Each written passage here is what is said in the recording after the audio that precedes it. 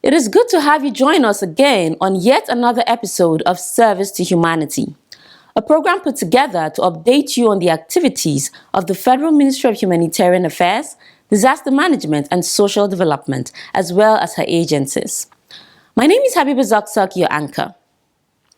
More youths have continued to enroll and receive training under the N-Power, N-Skills and N-Build programs nationwide on various crafts and skills. And on tonight's episode, we shall be looking at a visit to two of the training centers by our crew to bring you sights and sounds of the training. Details of these and more when the program commences fully after the break. Please stay tuned.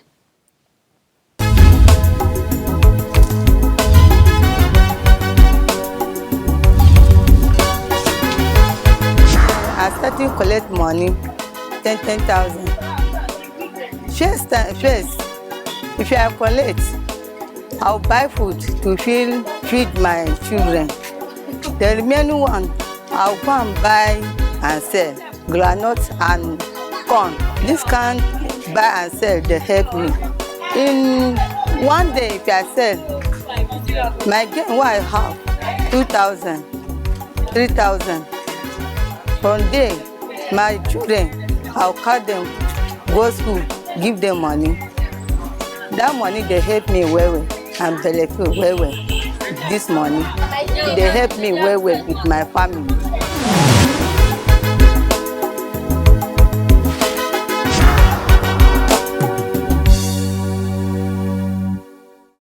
Thanks for staying tuned. The program begins with the Management Diary, where we bring you news on recent happenings in the humanitarian ministry as well as from our agencies.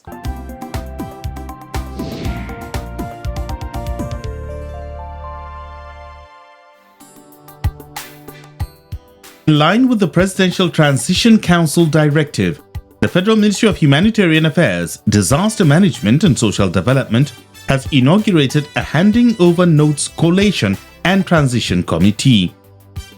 The committee, which will be chaired by the Permanent Secretary, is expected to ensure the collation and harmonization of the handing over notes from all departments, agencies and programs under the supervision of the Ministry and submit the first draft on Tuesday, 28 March 2023. Inaugurating the committee, the Permanent Secretary of the Ministry, Dr. Nasir Sani Gwarzo, explained that President Muhammadu Buhari had approved the establishment of a Presidential Transition Council, which was inaugurated by the Secretary to the Government of the Federation on the 14th of February 2023. The main objective of the Council, he said, is to facilitate and manage the 2023 transition program, which will enable a seamless transition of power from one presidential administration to another as part of President Buhari's legacy. Gwarzo said that the establishment of the council has made it necessary for the ministry to set up a ministerial committee for the collation and development of the handing over notes of the entire humanitarian sector and come up with a transition plan to enable its interface with the Presidential Transition Council.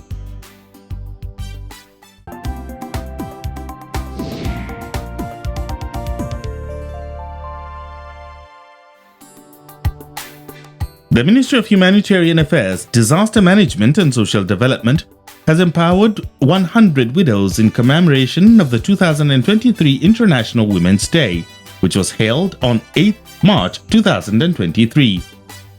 Permanent Secretary of the Ministry, Dr. Nasir Sani Gwarzo, was represented by the Director, General Service of the Ministry, John Yakubu, said the International Women's Day is a global day to join voices with the people around the world to proclaim the message of equal rights for women. According to Gwarzo, there is need to recognize the plight of the widows who work tirelessly to stand for themselves after the death of their loved ones.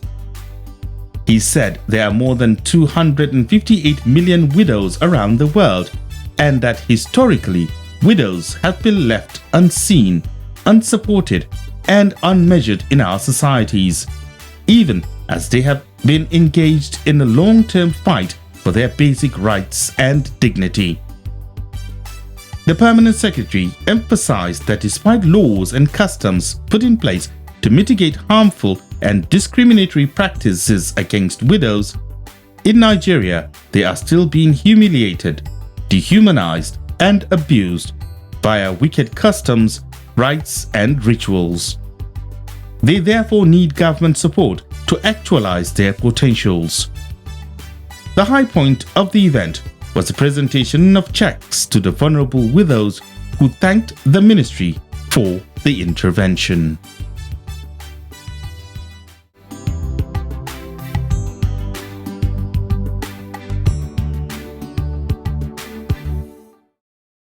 Welcome back. A young and vibrant skilled population is a driving force in every economy. That is the reason why the federal government, through its social investment program of Empower, has continued to train Nigerian youths in various skills in order to empower and help them become self-reliant. Recently, another 3,300 beneficiaries were trained nationwide by Masters of Crafts in jewelry making and wireworks, welding and fabrication, tailoring and embroidery, amongst others. Our crew visited Abeokuta, the Ogun state capital, which housed the Southwest, Southeast, and South-South beneficiaries of the program to bring us activities from that center. Please stay tuned for details of the visit.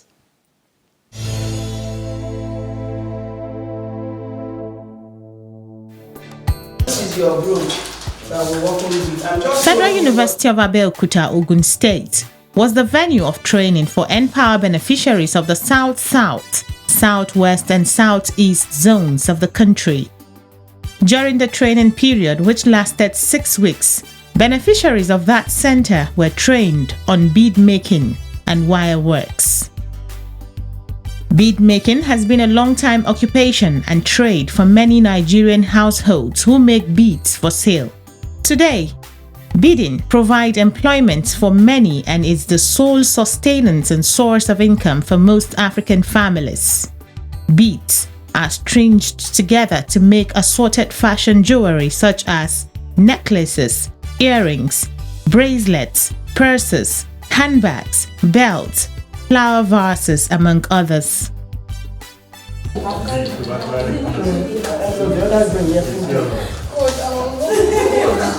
After only a few weeks, beneficiaries were already making earrings, necklaces, bracelets, and other fashion accessories. Some of them were already wearing accessories they had made. To give quality education on bead making, professional and proven bead makers were contracted for the training. Christy Kayode Ogun, manager of the center, speaks about the trainers. They are always eager to know beyond what the trainers teach them, even the assignment that they are being given before they get, as soon as they get to the hostel, even before they do any other thing, they are all out gathered to do their assignment, and they are eager to come to the class the next day to show the assignment to the trainers, to maybe to see if there's any way they can be corrected, or if there's any mistake. They are open to learning. They are eager to learn. They are really, really hungry for knowledge, and I commend them for that. The Empower program is one which has been designed to accommodate every interested Nigerian youth, and persons living with disabilities have not been left out. They go all out to prove to the world that beyond their disability, there is ability in disability. And it's a pity that this man, Mr. Jimo, is not here. Mr. Jimo is physically impaired. He can't see, but you need to see the design of a key holder that this man made beyond what the trainers taught them. The trainers taught them how to make key holder, but this man added, Mr. Jimo added his own creativity into it and created a handle for that key holder. You understand? So these people living with disability, they might just be physically impaired, but they are beyond that, they are amazing people. She commends the federal government for the Empower and Skill program, which she says has taken the minds of the youth of social vices. Before now, when the youth, they're always after white-collar job. As soon as they graduate from the fellowship, from the university, they go about with their certificates, looking for white-collar jobs that are not even there. But with this program, and as a result of that, most of them, because the job is no longer there, the white collar job is no longer there, and because of lack of job, many of them became depressed, many of them took into crime, many of them took into hard drugs, and so many unthinkable things. But with this program, you know, it is even often said that the idle mind is the devil's workshop. But with this program, the federal government has succeeded in occupying the youth, and thereby they have less time to think about devices. Bukola Akindele, a trainer at the Abeokuta Center, speaks about the beneficiaries of the program and their commitment to the training. They came prepared. You know, there's one thing about being ready to train someone, and there's another aspect of the person that wants to receive the training to be ready to learn. Most of them came with the out of they are ready to learn. They want to know everything about bead making, everything about it, how to make it, how to sell it, as in everything that has to do with bead making. Most of them came prepared, and it has been an awesome movement. I see them making it big in bead industry, or let me say in fashion industry generally, because what we actually taught them is beyond making beads alone. It expands to fashion, like what some other things they can use bead for, aside from jewelries, how they can make money from bead. So I see them making it big in fashion industries. Bukola Akindele calls on the next administration to sustain the program and even expand it to accommodate more youth. The incoming president should continue this program. The president should continue to empower our youth by making this program to continue and by expanding this program, because many of the youth don't even know that something like this exists at all. They should make more advertisements on it, awareness about it. They should expand it to different local governments, different states, so that it will reach out to many youths. Some of the beneficiaries at the Abeokuta Center shared their thoughts about the training and the knowledge they have acquired. I've got a lot of experience how to make a lot of design of beads. As the one I'm putting on, this one is called Abuja Connection, with two colors of beads. And we do another different type of design, layers, pineapple, four-way spiral, and so on. Even the boy earring, the key holder, and so on, and the leg chain. I've learned so many things about this program. So me myself, I actually made necklace, key holder, earring, everything just like that. The class is just so good, and everybody is just coping on. I've learned so many things.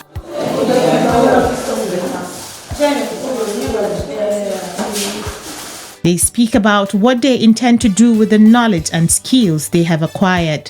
After living here, I intend to open my own new brand and my shop, have an apprentice to come and work with me and do a different type of work, sort it out. My plans and my intention after this program is to have my own brand, to be making this bead and to be generating some source of income for them, and to have some people also to train them, to teach them also for this kind of thing. This is 11. This is 11. When we came to the second one, when you get to the second line, you increase by 1. Ruth Basharun, a person living with disability, is one beneficiary who is excited about the training she has received. According to her, she intends to set up a shop to make bead accessories and also train others on bead making. She encourages other youths, especially those with disability, to take advantage of the program. My hope for them is, since we are seen in this life, we can still make it. Because with little things that I learn in this place, I believe if I continue with it, I believe I can make it in this life. I want to thank them for supporting that they think about us to produce this opportunity and to make us benefit out of this opportunity. May God continue to bless them, to enrich them. In Jesus' name.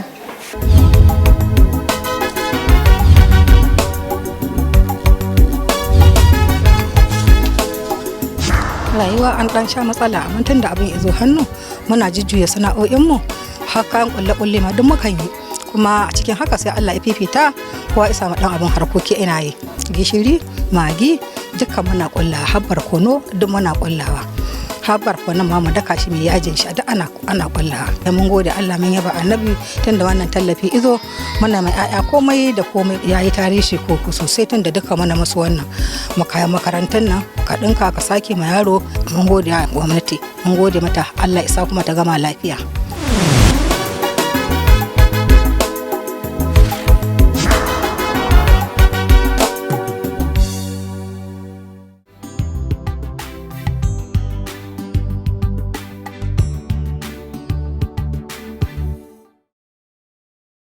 You're still watching Service to Humanity, and on tonight's episode, we are looking at the just concluded nationwide Empower and Build training. Away from Abeokuta, where we had the training of the South-South, South-West, and South-East beneficiaries of the program, we shall take you to Zaria, where beneficiaries of the Northwest Zone were trained on agricultural technology. Our crew also visited that center to bring us a report on training activities there. Let's see how it went.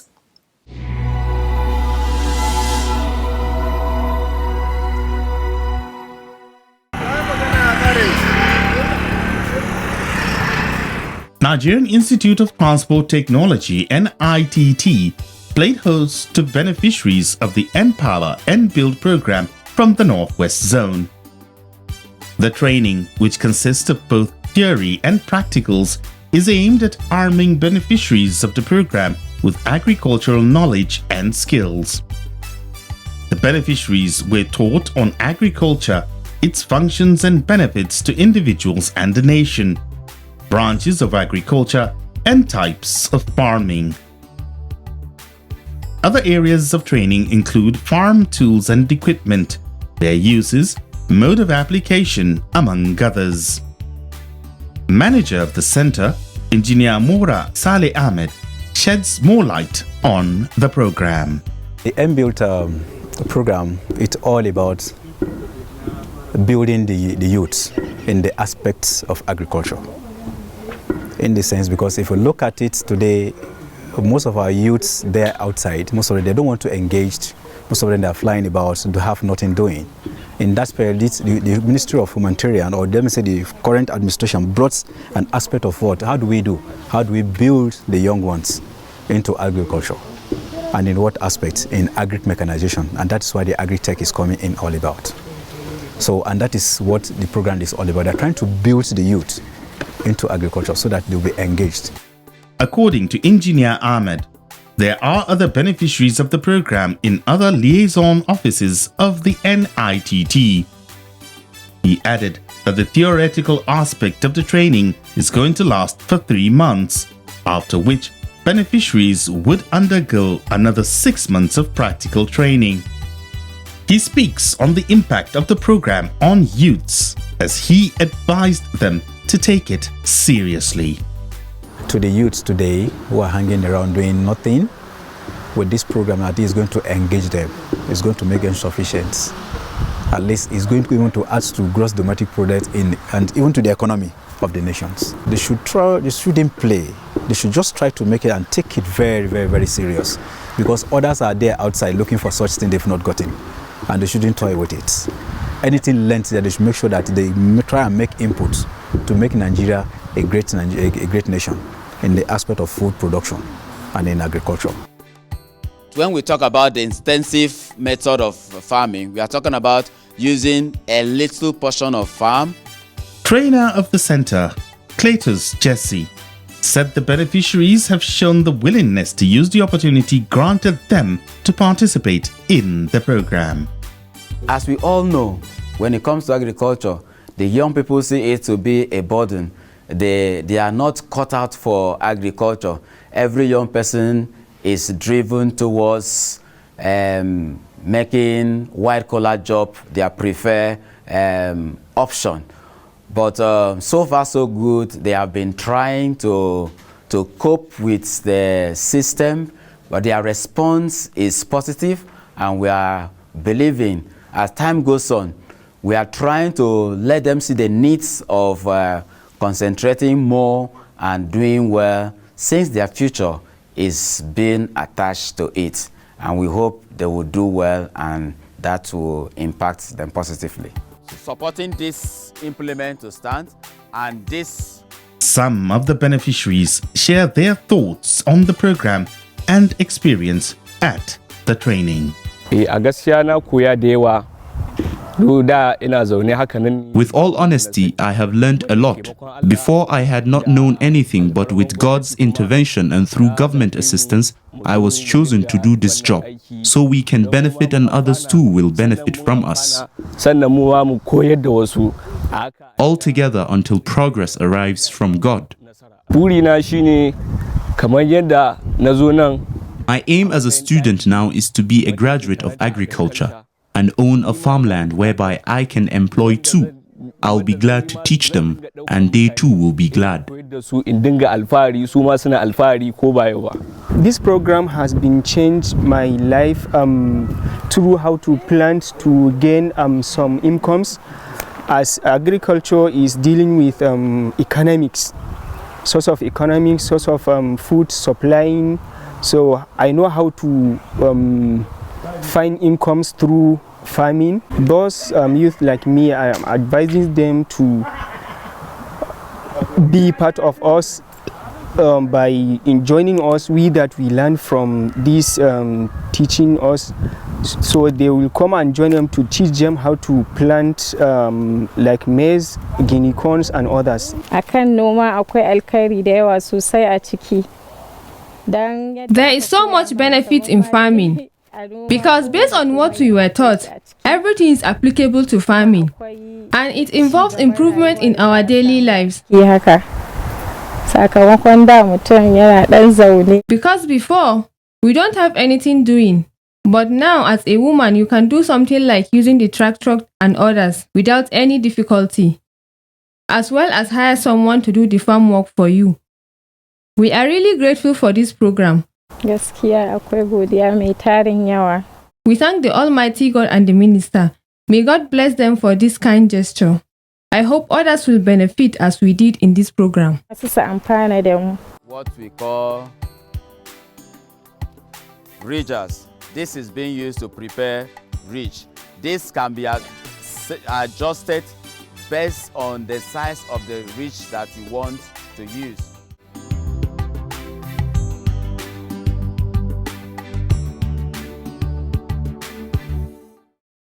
And that's our package on this episode of Service to Humanity. Join me again same time next week and same station for more on the strides of the ministry and her agencies in reaching the nation's most vulnerable with the initiatives of the federal government to better their lives. My name is Habiba Zakzak, saying good night and God bless Nigeria.